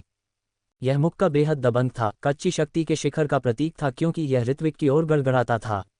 अगर यह जुड़ता तो भले ही यह मारता नहीं, पर निश्चित रूप से किसी के जीवन का आधा हिस्सा ले लेता। ऋत्विक, मर जा। भले ही तुमने अपनी प्राण शक्ति नाड़ी को अवरुद्ध कर दिया हो, तो तुम क्या कर सकते हो? अस्थि मजबूती के 3रे और 4थे स्तर के बीच का अंतर ऐसा नहीं है जिसे तुम पार कर सको। बस एक अच्छा अपाहिज बनो। रवि ने अपने चेहरे पर एक संतुष्ट मुस्कान के साथ कहा। अगर यह मुक्का ऋत्विक के शरीर पर पड़ता तो उसकी प्राण शक्ति नाड़ी कम से कम टूट जाती। फिर ऋत्विक ने अभी अभी जो आध्यात्मिक शक्ति वापस पाई थी वह बर्बाद हो जाएगी। क्या ऐसा है? ऋत्विक के होंठों पर एक मुस्कान बन गई। जिस क्षण मुक्का ऋत्विक के शरीर से टकराया, उसकी आकृति अचानक टूट गई। एक भ्रम। जिस ऋत्विक को रवि ने मारा था वह सिर्फ एक भ्रम था। क्या इस अचानक बदलाव से अप्रत्याशित रूप से पकड़ा गया रवि क्षण भर के लिए संतुलन खो बैठा, और लगभग उसी समय ऋत्विक की लात पहले ही रवि की ओर उड़ रही थी। धड़ाम! ऋत्विक ने इस लात से बिल्कुल भी हाथ नहीं खींचा और तुरंत रवि के शरीर को हवा में फेंक दिया गया। एक आंगन की दीवार से टकराकर जमीन पर गिर गया, ताज़ा खून के घूंट खांसते हुए, बेहोशी के करीब। ऋत्विक क्या कर रहा है? कई लोगों ने ऋत्विक को जमीन पर गिरे हुए रवि की ओर चलते देखा। भीड़ की चकित नजरों के नीचे ऋत्विक का पैर पहले ही रवि के दाहिने हाथ की ओर बढ़ रहा था। तुम मुझे अपाहिज करना चाहते थे, आज मैं तुम्हें पहले अपाहिज करूंगा। ये कहते हुए ऋत्विक ने निर्ममता से नीचे पटक दिया। कड़क! एक कुरकुरी आवाज गूंजी क्योंकि रवि का दाहिना हाथ कुचल गया था। आह! रवि की चीख इतनी ठंडी थी कि मौजूद हर गोयनका परिवार के शिष्य की रीढ़ में झुरझुरी दौड़ गई। ऋत्विक कब इतना निर्दयी हो गया था? ये सिर्फ दाहिना हाथ नहीं था। उसके बाद रवि का बायां हाथ और दोनों पैर ऋत्विक द्वारा निर्ममता से तोड़ दिए गए। ये केवल तभी था जब रवि बेहोश हो गया था कि ऋत्विक ने उसे दूर फेंक दिया। बाहरी संपत्ति के 2 शिष्य दूर से जल्दी आए और जल्दी से रवि को उठा ले गए। भयंकर, वास्तव में भयंकर। ऐसा लगता है कि गोयनका जागीर के बाहरी संपत्ति में एक बदलाव आ रहा है। ऋत्विक वास्तव में बड़ा हो रहा है। ऋत्विक वास्तव में पिछले जागीरदार के वंशज होने के लायक है। सच में, बाघ की मांद कुत्तों को जन्म नहीं देती। सभी गोयनका परिवार के शिष्य सदमे और विस्मय से भरे हुए थे क्योंकि उन्होंने ऋत्विक को औषधि कक्ष में चलते देखा। गोयनका निवास के भीतर ताकत वह आधार थी जो किसी की स्थिति के बारे में सब कुछ निर्धारित करती थी। ताकत के बिना, यहाँ तक कि ऋत्विक, एक बार निवास के बाहरी मामलों का प्रबंधक, को किसी भी सामान्य गोयनका निवास के शिष्य से कोई सम्मान नहीं मिला। केवल जब उसने अपनी ताकत का प्रदर्शन किया तभी उसके पास वास्तव में एक पहचान और स्थिति थी। इस बार एक भी गोयनका निवास के शिष्य ने ऋत्विक के रास्ते में खड़े होने की हिम्मत नहीं की। उन सभी ने स्वेच्छा से एक रास्ता साफ कर दिया जिससे ऋत्विक को अंदर जाने दिया गया। इस महीने का वेतन इसे सौंप दो। औषधि कक्ष में वेतन वितरित करने वाला व्यक्ति सिर्फ निवास के बाहरी मामलों का एक साधारण शिष्य था। जब उसने ऋत्विक को अंदर चलते देखा तो उसका चेहरा बेहद चिंतित हो गया। ऋत्विक का सवाल सुनकर वह काफी देर तक हकलाया और फिर अंत में बोला, प्रबंधक ऋत्विक, इस महीने का आपका वेतन पहले ही किसी और ने दावा कर लिया है। दावा किया? ऋत्विक की आंखों में ठंडक की एक झलक चमक गई।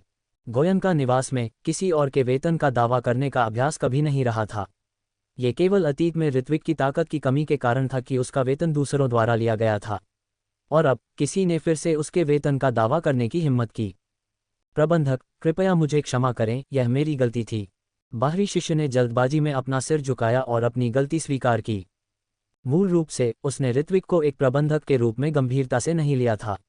अभी अभी कुछ लोग ऋत्विक के वेतन का दावा करने आए थे और उसने स्वाभाविक रूप से उन्हें सौंप दिया। आखिरकार ऋत्विक ने कभी इस मामले का पीछा नहीं किया था, लेकिन इस बार ऋत्विक खुद आया था। शिष्य ने देखा था कि ऋत्विक ने अभी अभी रवि को कैसे सबक सिखाया था और वह समझ गया था कि अब का ऋत्विक अतीत का ऋत्विक नहीं रहा। वह निश्चित रूप से रवि की तरह समाप्त नहीं होना चाहता था, जिसके सभी चारों अंग टूट गए थे, इसलिए वह केवल आज्ञाकारी रूप से अपनी गलती स्वीकार कर सकता था। बोलो, किसने लिया? ऋत्विक ने बाहरी शिष्य पर एक नज़र डाली और ठंडी आवाज में बोला। यह अर्जुन और रोहित थे, वे दोनों। बाहरी शिष्य ने सम्मानपूर्वक उत्तर दिया। मुझे ऐसा ही लगा। इन 2 नामों को सुनकर ऋत्विक की आंखों में हत्यारे इरादे की एक झलक चमक गई। अतीत के ऋत्विक को इन दोनों ने जिंदा पीट कर मार डाला था और ऐसा लगता था कि अब न्याय मांगने की बारी ऋत्विक की थी। रवि का वेतन इसे सौंप दो। ऋत्विक ने शिष्य पर एक नज़र डाली और ठंडे स्वर में कहा। यह ऋत्विक के शब्दों को सुनकर बाहरी शिष्य ने जवाब देने के लिए संघर्ष किया, लेकिन ऋत्विक की बर्फीली घूरने को देखने के बाद उसने जल्दबाजी में एक शीशी कैप्सूल निकाली और ऋत्विक को सौंप दी। रवि अब एक अपाहिज था और उसे बदला लेने के लिए कई महीने लगेंगे, लेकिन वर्तमान ऋत्विक को नाराज करने का मतलब रवि के समान भाग्य में समाप्त होना हो सकता था। ये रवि का इस महीने का वेतन है। अब से हर महीने मुझे सक्रिय रूप से वेतन पहुंचाओ। अगर थोड़ी सी भी कमी होती है तो तुम रवि की तरह ही समाप्त हो जाओगे। ऋत्विक ने शिष्य को देखा और ठंडे लहजे में बोला, हाँ हाँ। शिष्य ने जल्दबाजी में सिर हिलाया और ऋत्विक जैद की शीशी लेते हुए बड़े कदमों से औषधि कक्ष से बाहर निकल गया। शिष्य ने ऋत्विक के चले जाने के बाद ही आखिरकार राहत की सांस ली। ये ऋत्विक, वह इतना शक्तिशाली कैसे हो गया? यह नहीं चलेगा, मुझे उप प्रबंधक को रिपोर्ट करना होगा। खुद से बड़बड़ाते हुए शिष्य ने किसी और को वेतन वितरित करने की व्यवस्था की और खुद ही चला गया। गोयनका निवास के बाहरी हिस्से के भीतर एक चौड़े आंगन में 2 हट्टे कट्टे आदमी एक पत्थर की मेज के सामने बैठे थे। उनके सामने कई जैड शीशियां रखी थीं। प्रत्येक जैड शीशी के भीतर प्राण शक्ति कैप्सूलों का एक असंख्य संग्रह था। अर्जुन, तुम ऋत्विक के गोयनका निवास में वापस आने के बारे में क्या सोचते हो? अर्जुन ने अपने सामने रोहित से पूछा। उसका स्वर भ्रम से भरा हुआ था। और मैंने सुना है कि उसने अपनी प्राण शक्ति नाड़ी को संघनित कर लिया है, एक मार्शल कलाकार बन गया है और यहाँ तक कि कालूराम को भी हरा दिया है। ऐसा लगता है कि इस बच्चे का जीवन अभी भी काफी बड़ा है, इस तरह नहीं मरा।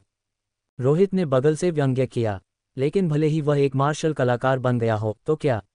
वह एक अकेली प्राण शक्ति नाड़ी के साथ कचरे से ज्यादा कुछ नहीं है। 1-2 दिन में हम उसे कुछ वेतन भेजेंगे और देखेंगे कि वह अभी भी इंसान है या भूत। इस ऋत्विक का वेतन चौंकाने वाला रूप से उच्च है, 1 महीने में 100 अस्थि मजबूती कैप्सूल और 10 देह शुद्धि कैप्सूल। अर्जुन ने अपने सामने पत्थर की मेज पर औषधीय कैप्सूलों को देखा। उसके चेहरे पर लालच चमक उठा। ऐसा वेतन उनके लिए आधा साल के लिए काफी था। ये वेतन अब से हमारा होगा, इसे उस व्यर्थ ऋत्विक को देना केवल इसे बर्बाद करना है। वैसे हमें वास्तव में उस कचरे के टुकड़े को धन्यवाद देना चाहिए, अन्यथा हमारे स्तर इतनी तेजी से कैसे सुधर सकते थे? रोहित जोर से हंसा। उन दोनों ने भी अस्थि मजबूती के 5वें स्तर तक पहुंचने में कामयाबी हासिल की थी, क्योंकि उन्होंने ऋत्विक के वेतन को लूटा था, जिसने उन्हें बाहरी गोयनका निवास में काफी प्रभावशाली व्यक्ति बना दिया था। धड़ाम! जैसे ही दोनों जोर से हंसे, आंगन के बाहर से एक अचानक जोरदार आवाज आई। अर्जुन और रोहित जल्दी से बाहर निकले, केवल ये देखने के लिए कि आंगन का लकड़ी का दरवाजा लात मारकर खोल दिया गया था। कौन है ये? कौन सा अंधा मूर्ख है यहाँ हमारे साथ लापरवाही से काम करने की हिम्मत कर रहा है? अर्जुन और रोहित ने एक साथ गर्जना की। गोयनका निवास के इस बाहरी क्षेत्र के भीतर कुछ ही लोग थे जो उनका विरोध करने की हिम्मत करते थे। ऋत्विक! बाहर से अंदर आते हुए आकृति को देखकर अर्जुन के चेहरे पर आश्चर्य की एक झलक दिखाई दी, जिसके बाद एक व्यंग्य आया। ऋत्विक, मुझे उम्मीद नहीं थी कि तुम अभी भी जिंदा हो और गोयनका निवास में वापस आ गए हो। तुम्हारा जीवन वास्तव में काफी कठिन है। ऋत्विक को देखकर अर्जुन ने कटाक्ष फेंकने में संकोच नहीं किया। हम बस सोच रहे थे कि तुम एक आदमी हो या भूत, और यहाँ तुम खुद हमारे दरवाजे पर पहुंच जाते हो। मैंने सुना है कि तुमने अपनी प्राण शक्ति नाड़ी खोल ली है और एक मार्शल कलाकार बन गए हो। लेकिन कचरा हमेशा कचरा रहेगा। गोयनका निवास में महज एक प्राण शक्ति नाड़ी वाला एक व्यर्थ व्यक्ति एक गुलाम से ज्यादा कुछ नहीं है। रोहित ने भी ठंडक से बात की। उसकी आंखें तिरस्कार की एक झलक से भरी हुई थीं। उनके विचार में, भले ही ऋत्विक सफलतापूर्वक अपनी प्राण शक्ति नाड़ी को संघनित कर ले और एक मार्शल कलाकार बन जाए, तो क्या फायदा होगा? ताकत ऐसी चीज नहीं है जो रातों रात बढ़ सकती है, और एक नया पदोन्नत मार्शल कलाकार उनकी आंखों में एक चींटी से ज्यादा कुछ नहीं था। ऋत्विक ने बिना किसी अनावश्यक शब्द के बोला। उसकी आवाज बर्फीली थी। इस महीने का वेतन सौंप दो। वेतन? ऋत्विक के शब्दों को सुनकर अर्जुन और रोहित दोनों हंसी में फूट पड़े। ऋत्विक, ऐसा लगता है कि तुम्हारा दिमाग खराब हो गया है, फिर भी हमसे वेतन मांगने की हिम्मत कर रहे हो। अर्जुन के चेहरे पर एक मजाकिया मुस्कान दिखाई दी। हमने पहले कहा है, तुम्हारा वेतन हर महीने अब से हमारा है। ऐसा लगता है कि हमने तुम्हें जो सबक दिया वह काफी नहीं था। ओह अर्जुन, मुझे उससे निपटने दो। रोहित ने एक कदम आगे बढ़ाया और एक अशुभ लहजे में कहा, इस बच्चे ने पिछली बार मेरे कई दांत तोड़ दिए थे, आज मैं उसके सभी दांतों को बाहर निकाल दूंगा। रोहित का चेहरा गुस्से से तमतमा गया जब उसने ऋत्विक के मुंह पर एक घूंसा मारा। पिछली बार ऋत्विक ने रोहित के सामने के कई दांत तोड़ दिए थे, जिसके कारण उसे हर जगह उपहास का पात्र बनना पड़ा था। अब जब उसे मौका मिला था तो वह ऋत्विक से अपना बदला लेने को बेताब था। रोहित 5वीं परत का अस्थि मजबूती युद्ध कला विशेषज्ञ था, जो ऋत्विक की 3री परत की अस्थि मजबूती अवस्था से 2 परतें ऊपर था। किसी भी युद्ध कला विशेषज्ञ के लिए एक परत को भी पार करना अत्यंत कठिन होता है, 2 तो दूर की बात है। तर्कसंगत रूप से रोहित के इस घूंसे से ऋत्विक को निश्चित रूप से पराजित हो जाना चाहिए था, लेकिन जैसे ही रोहित की मुट्ठी ऋत्विक से टकराने वाली थी, उसकी आकृति अचानक गायब हो गई। उसकी जगह पर केवल एक धुंधली परछाई थी, जिससे रोहित हवा में वार कर बैठा। सावधान, लगता है इस लड़के ने कोई भ्रमगति तकनीक सीख ली है। अर्जुन ने बगल से चिल्लाते हुए चेतावनी दी। पहले जब ऋत्विक ने कालूराम को हराया था, तब अफवाह थी कि ऋत्विक ने कालूराम के घूंसे से बचने के लिए किसी भ्रमगति तकनीक का इस्तेमाल किया था। ये दृश्य देखकर अर्जुन को तुरंत वह बात याद आ गई। भ्रमगति तकनीक। रोहित की आंखें घूमी और उसने अचानक ऋत्विक को अपने पीछे से हमला करते हुए देखा। रोहित का शरीर तुरंत घूमा और उसने एक जोरदार हथेली का वार किया। पवन मुष्टि। इस हथेली के वार में तूफानी हवा थी, जो गर्जना करते हुए ऋत्विक की छाती की ओर बढ़ी। लेकिन वह जिस पर लगा वह सिर्फ एक अस्पष्ट सी अनुभूति थी, ऋत्विक नहीं बल्कि एक और परछाई। 1 सेकंड के 10वें हिस्से में ऋत्विक ने 2 परछाइयां बना दी थीं। हम बस कुछ सामने के दांत टूटे हैं, लगता है आज मुझे तुम्हारे सारे दांत तोड़ने पड़ेंगे, फिर देखता हूं कि तुम दोनों गोयनका निवास के बूढ़े कुत्ते कैसे काटते हो। ऋत्विक ने व्यंग्य किया, अचानक रोहित के बगल में प्रकट होते हुए, और तुरंत उस पर एक लात मारी। आह! रोहित चीख उठा क्योंकि उसके मुंह के दांत लगभग तुरंत टूटकर निकल गए। ऋत्विक की लात का निशाना ठीक रोहित के मुंह पर था, जिससे खून का फव्वारा निकल आया। इसे निगल! इससे पहले कि रोहित खून थूक पाता, ऋत्विक ने फिर से लात मारी। इस बार रोहित पलटवार नहीं कर सका और हवा में उछल गया। उसके टूटे हुए दांत भारी मात्रा में खून के साथ सीधे उसके गले में धकेल दिए गए। रोहित का शरीर एक ही वार में आंगन से बाहर जा गिरा, उसकी आंखें बंद हो गईं और वह वहीं बेहोश हो गया। इस प्रकार 5वीं परत का अस्थि मजबूती युद्ध कला विशेषज्ञ रोहित ऋत्विक से पराजित हो चुका था। क्या ये रोहित है? आंगन के बाहर गोयनका निवास के कई शिष्यों ने अचानक एक आकृति को हवा में उड़ते देखा। जब वे पास पहुंचे तो वे सब चौंक गए। आंगन से बाहर फेंका गया व्यक्ति और कोई नहीं बल्कि रोहित ही था। गोयनका निवास के बाहरी हिस्से के बीच 5वीं परत का अस्थि मजबूती विशेषज्ञ होने के नाते उन्हें यह विश्वास करना कठिन था कि रोहित को बलपूर्वक आंगन से बाहर फेंका जा सकता है। ये किसने किया? कई गोयनका निवास के शिष्य अंदर झांकने लगे। वहां 2 आकृतियां एक दूसरे के सामने खड़ी थीं, ऋत्विक और अर्जुन। क्या ये ऋत्विक है? क्या उसने अभी रोहित को बाहर फेंका? गोयनका निवास के शिष्यों को अपनी आंखों पर विश्वास नहीं हो रहा था। वे ये स्वीकार नहीं कर पा रहे थे कि ऋत्विक, जिसे कुछ दिन पहले तक अपंग माना जाता था, अब रोहित को हराने की शक्ति रखता था। लेकिन अब आंगन में कोई दूसरा व्यक्ति मौजूद नहीं था, केवल ऋत्विक था। ऋत्विक, क्या तुम मौत को दावत दे रहे हो? अर्जुन ने ऋत्विक को घूर कर देखा, उसकी आवाज लगभग क्लेंच्ड दांतों के बीच से निकली। रोहित उसके लिए एक भाई जैसा था, उनका बंधन सगे भाई बहनों जितना मजबूत था। यह उनकी एकता ही थी जिसके कारण वे गोयनका निवास के बाहर अपनी जगह बना पाए थे। लेकिन अब ऋत्विक ने रोहित को हरा दिया था, इतनी बुरी तरह से कि उसके सारे दांत टूट गए थे। अर्जुन वास्तव में हस्तक्षेप करके रोहित को बचाना चाहता था, फिर भी ऋत्विक तेज था। उसने अर्जुन के कार्य करने से पहले ही अवसर का लाभ उठाया और एक तेज वार से रोहित को बाहर फेंक दिया। अर्जुन, तुम गोयनका निवास के एक कुत्ते के अलावा कुछ नहीं हो, तुम अपने मालिक पर भौंकने की हिम्मत कैसे करते हो? ऋत्विक ने अर्जुन को देखा और सिर हिलाया। लगता है तुम गोयनका निवास में खुद को कैसे संभालना है यह नहीं समझे हो। बाहरी निवास के मुख्य प्रबंधक के रूप में आज तुम्हें सबक सिखाना मेरा फर्ज है। मेरा बकवास! अर्जुन का चेहरा पीला पड़ गया और वह गुस्से से दहाड़ा। सिर्फ इसलिए कि तुम्हें कुछ सौभाग्य मिला है, यह मत समझना कि तुम यहाँ गोयनका के घर में अहंकार से काम कर सकते हो। अवस्थाओं का अंतर ऐसी चीज नहीं है जिसे तुम्हारी छोटी मोटी रोमांचक कहानियां पार कर सकें। असली अहंकारी तो तुम दोनों हो, मेरी तनख्वाह छीनने की हिम्मत की। ऐसा लगता है कि जब तक मैं आज तुम दोनों बूढ़े कुत्तों को सही मायने में अनुशासित नहीं करूंगा, तुम्हें वाकई लगेगा कि मैं ऋत्विक अक्षम हूं। ऋत्विक ने ठंडी हंसी दी और अपना कदम बढ़ाया। जहां वह खड़ा था वहां केवल एक परछाई बची थी, ऋत्विक खुद ही गायब हो चुका था। ऋत्विक ने वास्तव में अर्जुन से लड़ने की हिम्मत की है। भले ही ऋत्विक में कुछ ताकत आ गई हो, अर्जुन को चुनौती देना अति आत्मविश्वास है। शक्ति के मामले में अर्जुन रोहित से बहुत मजबूत है और यह कोई मामूली अंतर नहीं है। आंगन में लड़ाई देख रहे बाहरी निवास के शिष्यों ने सिर हिलाया। उनमें से किसी को भी यह विश्वास नहीं था कि ऋत्विक वास्तव में अर्जुन को हरा सकता है। आखिरकार ऋत्विक की अवस्था अभी भी अस्थि मजबूती की 3री परत पर थी, जबकि अर्जुन की ताकत 5वीं परत के शिखर पर पहुंच चुकी थी। ऐसे अंतर को कैसे पार किया जा सकता था? शतचरण मुष्टि! अर्जुन ने एक लंबी गर्जना निकाली और अपने हाथों से वार करना शुरू कर दिया। एक ही पल में उसने ऋत्विक पर लगभग 100 घूंसे मारे। अर्जुन देख सकता था कि ऋत्विक की वास्तविक शक्ति उतनी महान नहीं थी, वह वार से बचने के लिए अपनी शक्तिशाली भ्रमगति तकनीक पर निर्भर था। इसलिए अर्जुन ने सभी दिशाओं को लक्षित करते हुए ऋत्विक को बाहर निकालने की कोशिश में 100 से अधिक घूंसे बरसाए।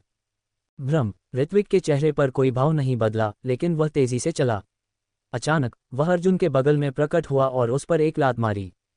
मर! अर्जुन का अचानक प्रकट होना जैसे अपेक्षित था, अर्जुन का शरीर तुरंत घूम गया और अचानक प्रकट हुए ऋत्विक पर एक भयंकर घूंसा मारा। मुट्ठियों के टकराने से ऋत्विक कदम दर कदम पीछे हटने लगा।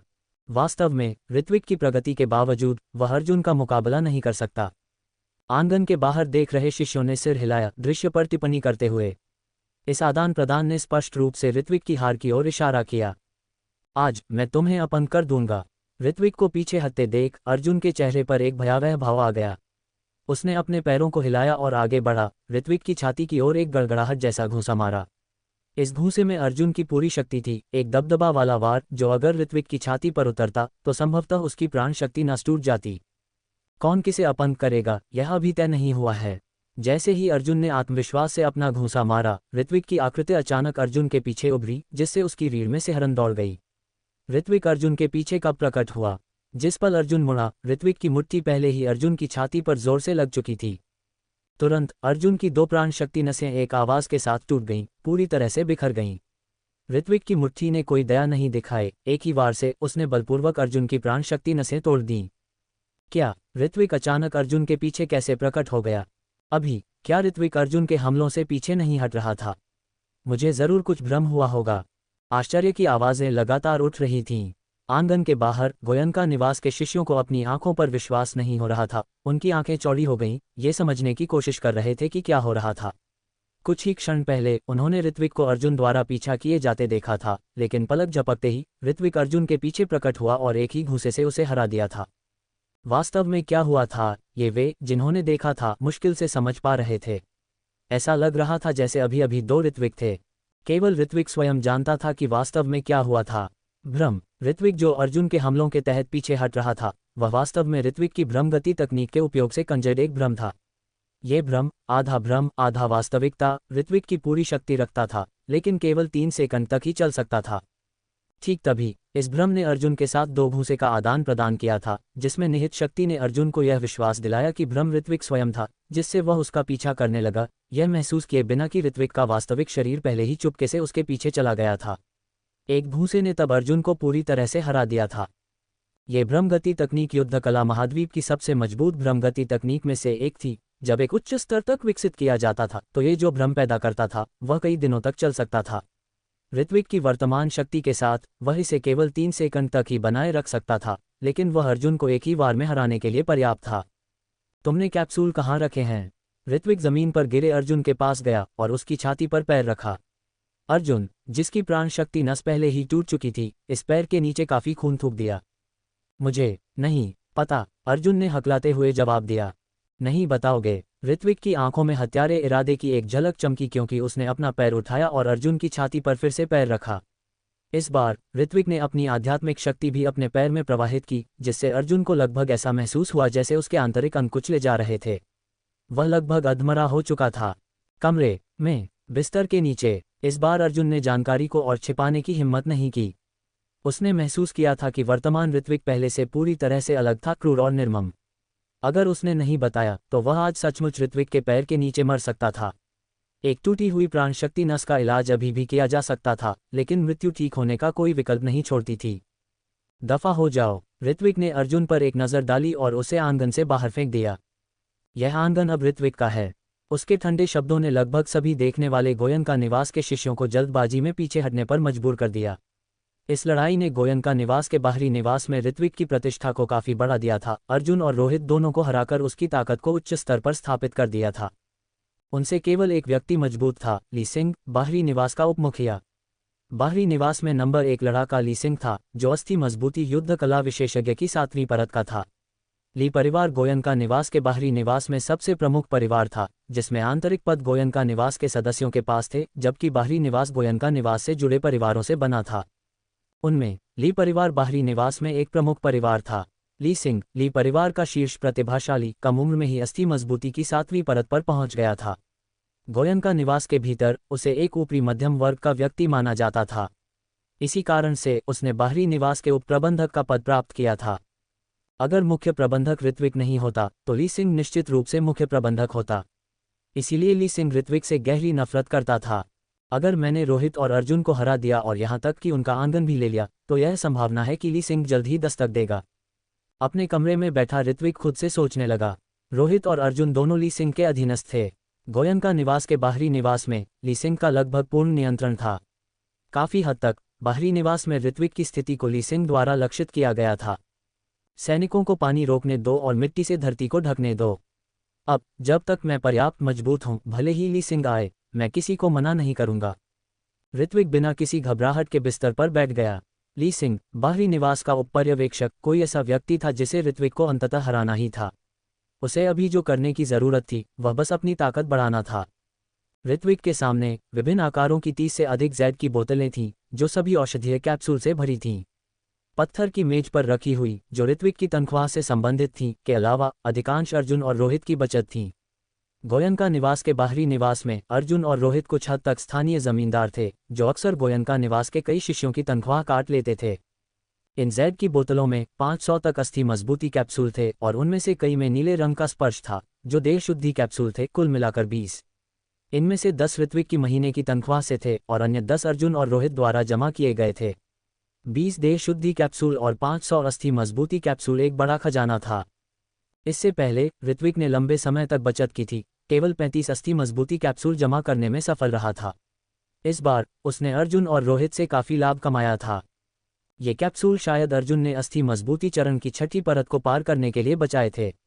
अब वे मेरे उपयोग के लिए हैं। ऋत्विक ने कैप्सूलों पर एक नज़र डाली और संकोच नहीं किया। उसने तुरंत अस्थि मजबूती कैप्सूल की एक बोतल पकड़ी और उन्हें अपने मुंह में उलट दिया। एक ही सांस में ऋत्विक ने 10 अस्थि मजबूती कैप्सूल निगल लिए। अगर दूसरे इसे देखते तो उन्हें लग सकता था कि ऋत्विक सचमुच पागल हो गया था। औषधीय कैप्सूल को धीरे धीरे परिष्कृत किया जाना चाहिए, न कि तत्काल लाभ के लिए जल्दबाजी में। अगर कोई एक बार में बहुत अधिक कैप्सूल निगल लेता है तो यह संभव था कि आध्यात्मिक शक्ति को परिष्कृत नहीं किया जा सकता, जिससे शरीर फट सकता था और मृत्यु हो सकती थी। हालांकि अपने पिछले जीवन में ऋत्विक ने स्वर्गीय ग्रेड कैप्सूल भी परिष्कृत किए थे। ये मात्र निम्न ग्रेड पीले कैप्सूल कोई समस्या पैदा नहीं करेंगे। अगर वह अपने शरीर की कमजोरी पर विचार नहीं करता तो वह शायद एक बार में 100 निगल सकता था बिना किसी परेशानी के। इन 10 अस्थि मजबूती कैप्सूल को निगलने के बाद उन्होंने जो आध्यात्मिक शक्ति विकीर्ण की वह ऋत्विक द्वारा आसानी से संघनित हो गई। सार पूरी तरह से अवशोषित हो गया, जबकि अशुद्धियां उसके शरीर से बाहर निकाल दी गईं। 100 अस्थि मजबूती कैप्सूल को परिष्कृत करने के बाद ऋत्विक को लगा कि कैप्सूल की आध्यात्मिक शक्ति उसके शरीर को अब मुश्किल से प्रभावित करती है।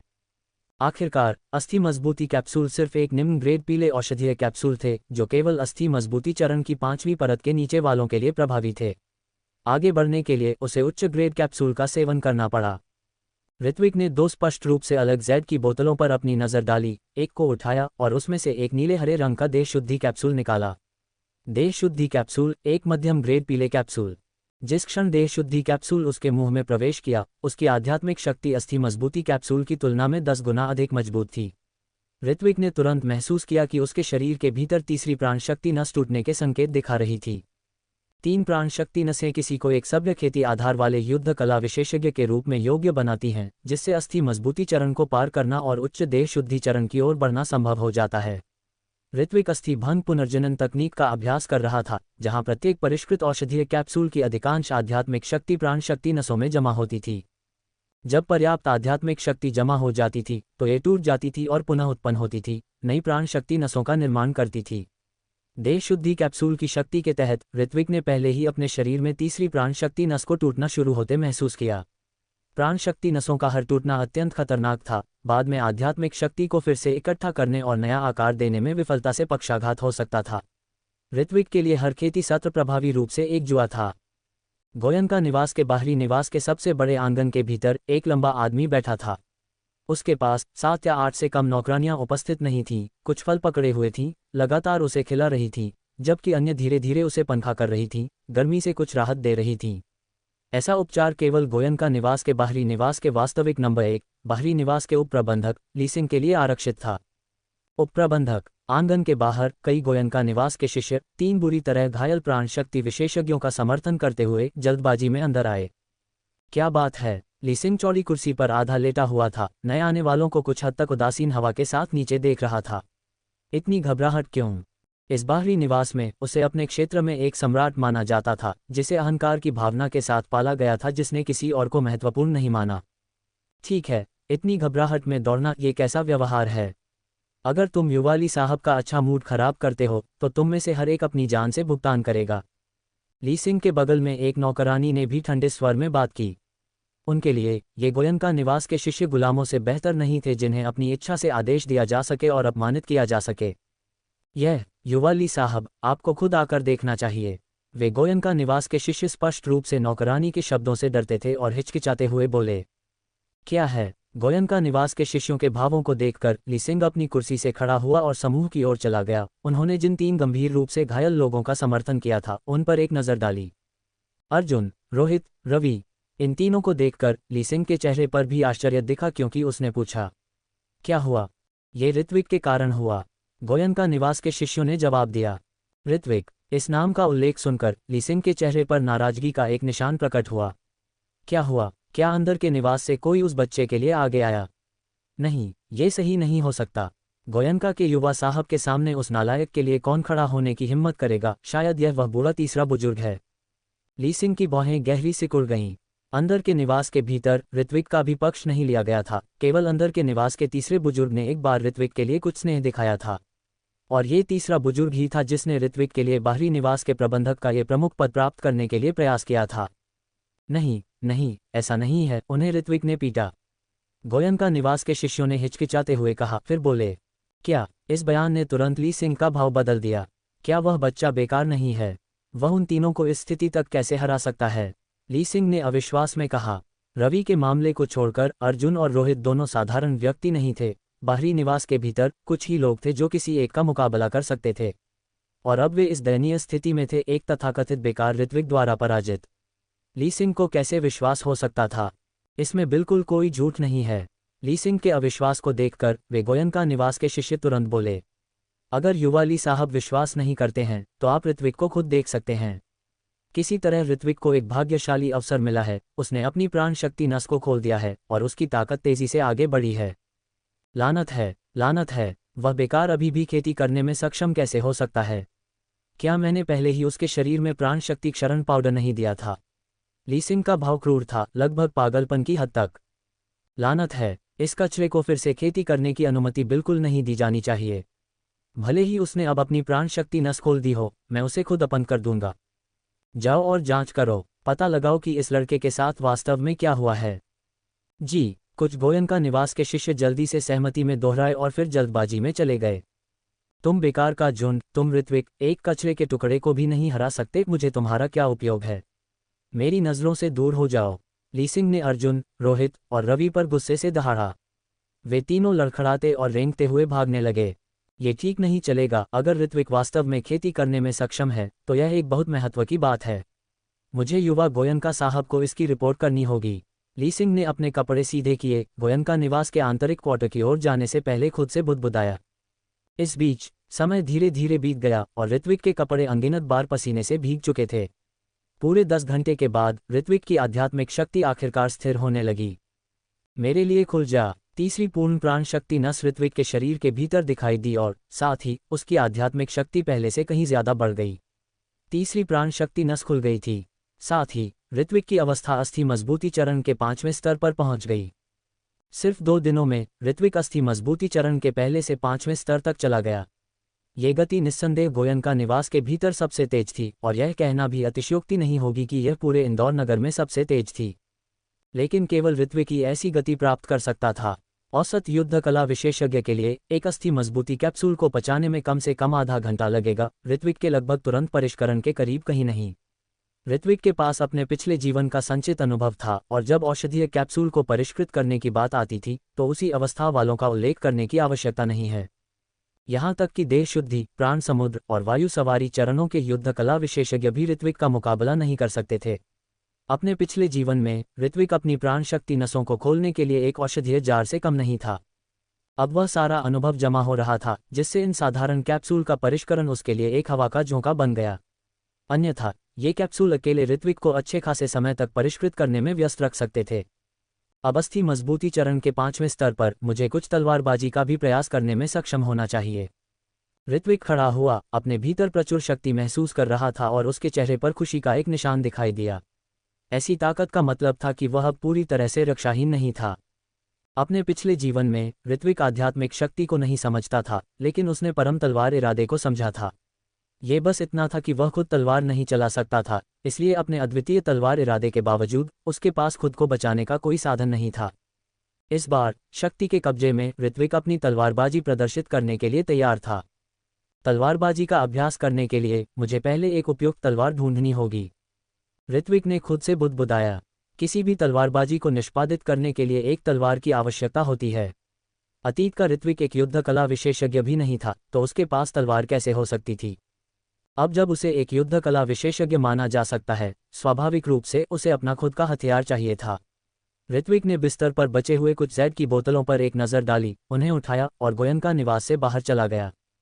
इन जैड की बोतलों में अभी भी 200 अप्रयुक्त अस्थि मजबूती कैप्सूल थे। अब जब ऋत्विक की अवस्था अस्थि मजबूती चरण के 5वें स्तर पर पहुंच गई थी तो ये कैप्सूल उसके लिए और अधिक उपयोग के नहीं थे। हालांकि बाहर अस्थि मजबूती कैप्सूल को अभी भी मूल्यवान माना जाता था और इन कैप्सूल का उपयोग करके एक तलवार खरीदना मुश्किल नहीं होगा। चलो चलते हैं गोयनका निवास के बाहर। ऋत्विक फिर अकेले गोयनका निवास से चला गया। अगर आपको the God of infinite sword कहानी पसंद आई हो तो लाइक, थम्स अप का चिन्ह, शेयर और कमेंट स्पीच बलून जरूर करें। साथ ही सब्सक्राइब बेल करना न भूलें ताकि आपको ऐसी नॉवल वर्ल्ड की सभी नई फैंटेसी कहानियां सीधे मिलती रहें।